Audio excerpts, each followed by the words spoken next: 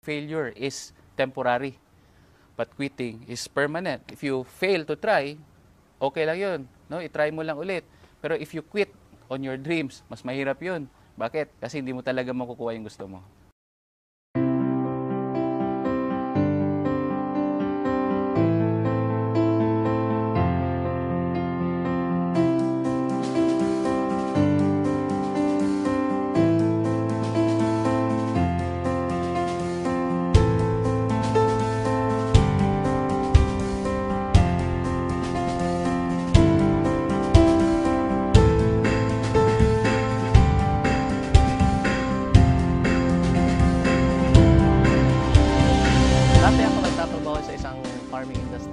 Job description ko talaga is tigasagot ng telepon, tig-dispatch sa mga biyahe sa truck, tig-kolekta og kwarta nila, tig-ihap og kwarta nila, tig-deposito og kwarta nila, tig-buhat og payroll, tig-check up sa mga logistics in and out.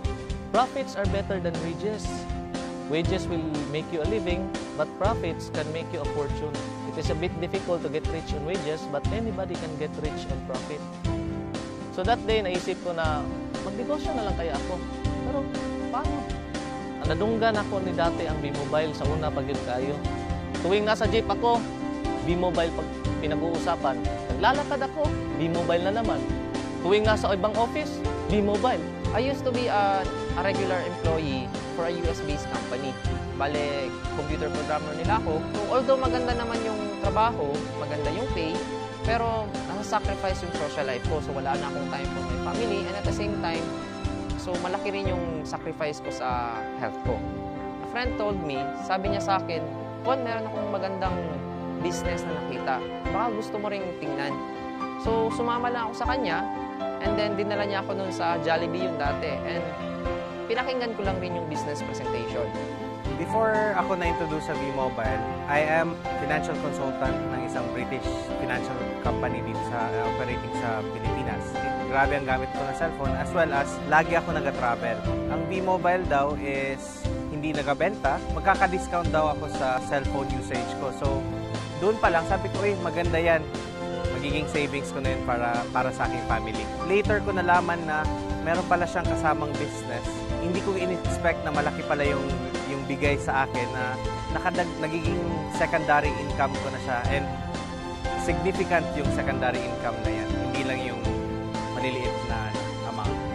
Ang possibilities din nga nakita ko, na naagyod ko yung padulungan, yung asenso ko para sa kuang sariling na negosyo diri sa B-Mobile. Unlike kung maging empleyado ko. Kung dati gumigising ako sa umaga para mag-report sa office. Si boss naman, nakikita ko pagdating ko sa office, yun, nagja-jogging sa kanilang compound. Sabi ko, napaka-unfair naman ang mundo ito. Nag-e-exercise tuwing umaga. Ngayon, sa awa ng Diyos, gumigising pa rin ako ng umaga. But this time, katulad na din ako ni boss, ang manager. Nagja-jogging din tuwing umaga. At the best part is, I'm earning without reporting to the office. Before, I was very negative sa mga ganitong klase ng negosyo kasi ayaw na ayaw ko yung magbenta and yung kumausap ng mga tao. So nakita ko yung opportunity, sabi ko maganda to kasi hindi mo kailangan magbenta and hindi mo kailangan mag-recruit or pumilit ng tao kasi yung product ginagamit na nila dati pa. So it took me 3 months bago ako talagang nag-subscribe kasi I realized na I am not from Davao City, I'm a stranger. Yun nga, wala akong mga kilala. And fortunately, naging maganda rin naman kahit papano. Doon sa projection, pinakita sa akin sa table, after 3 months, 5 months, ito na yung kikitain mo. So, sa akin naman, fortunately, it took me 6 months bago may naniwala sa akin.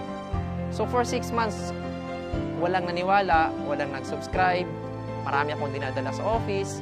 So, it was really challenging that time. After that, nagsunod-sunod na. Naging maganda na yung resulta and lumaki na yung grupo ko. Dati po akong manager sa isang kumpanya. Sales rin po yung trabaho ko. I was looking forward to have my own business. So, habang naghahanap ako ng mga kliyente ko, I dropped into B-Mobile. Nagulat ako sa resulta niya kasi in a span of 8 months time, kumita siya ng mga 7 million pesos. So for me, sabi ko, okay kumita ka ng 7 million, ang liit ng kapital mo, bakit hindi ko subukan? Pero one thing was holding me back kasi ayoko sa mga ganitong business before eh. Naisip ko, pag ganito, kailangan mo magbenta, kailangan mo mamilit ng tao, kailangan mo mag-recruit. So, medyo naging hesitant ako. Buti na lang, yung sinabi niya sa akin na hindi mo kailangan magbenta ng load, hindi mo kailangan mag-recruit ng tao, pero kikita ka ng malaki. The very reason why I kept on going despite the challenges is because unang-una, when I saw V-Mobile, I saw na malaki yung potential niya, na kumita ka, yes. And pangalawa, naisip ko, marami akong pwedeng matulungan sa negosyo na to. So unang-una, pwede kong tulungan yung sarili ko, pwede kong tulungan yung family ko, pwede kong tulungan yung mga friends ko na medyo less fortunate. So sabi ko kasi, with a very little capital, pwede na silang magkaroon ng sarili nilang negosyo. Yung mga kaibigan ko, yun pa yung humihindi. Yung mga kamag-anak ko, tinatawanan pa nila yung ginagawa ko kasi parang isip nila, parang baduy, no? Pero sabi ko, kahit anong tawa nila sa akin, kahit hindi sila naniniwala sa akin, okay naman. Kasi alam ko yung rason ko bakit ko gusto mag-V-Mobile. Rason ko is gusto kong magbago yung buhay ko. Kasi alam ko yung buhay ng mahirap eh. May nangyari sa family namin, naubos lahat yung business, naibago yung bahay. And those were the things that were painful sa buhay ko dati. Pero sabi ko nga, if I can make a change, ibalik ko yung dating state of living, yung standard of living namin, a decent lifestyle, bakit hindi ko gawin? So, hindi ko pinansin yung mga humihindi.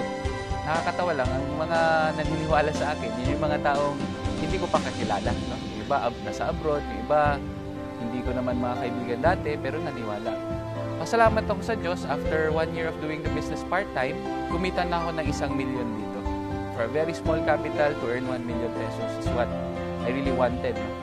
With a very minimal effort, kasi ang ginagawa lang namin dito is we're teaching people how to use their loan. Yun yung masarap dun eh. Dati kasi nung binata ako, sarili ko lang yung iniisip ko. Anything na I do, anything na kinikita ko para sa sarili ko lang. But pag meron ka na palang pamilya, mag-iiba na yon. Ang first reason ko dati was yung discount. Nagugustuhan ko talaga yung discount. So, anong magagawa ng dagdag income? March 2012, it was my first vacation na reward ko sa sarili ko through V-Mobile. 3 days, nagbakasyon kami ng barkada ko sa Boracay, and after 3 days, kumita naman ako ng 36,000. So, hindi na masama. March 31 to April 18, yung family ko naman yung kasama ko nagbakasyon. So, masarap na magbakasyon, lalo na kung kasama mo yung family mo. Ang mas masarap pa nito, pag uwi ko sa bahay, after 18 days na nag-road trip kami sa buong Pilipinas, meron akong at least 50,000 worth na cheque. So, I was very happy and my mother was very happy. Ang ma-advise ko lang sa mga kaibigan ko, sa yung mga nakakita ng advertisements namin sa Facebook, yung nakakita ng video link sa Facebook, i-try mo i-click lang yung link, malay mo, no? Maging katulad ka sa akin. I really didn't expect this change in my life. For the new ones, continue moving. Huwag kayo mag-quit kasi sa lahat ng mahirap, itong V-Mobile ang pinakamadali. As long as you keep on doing the business, as long as ginagawa nyo siya, may magbabago at magbabago sa buhay ninyo. Imposibleng wala. Salamat V-Mobile, unti-unti mong inikot ang buhay ko paitaas. Thank you po. Maraming salamat sa V-Mobile. No? Maraming salamat din po sa lahat ng mga taong naniwala sa akin.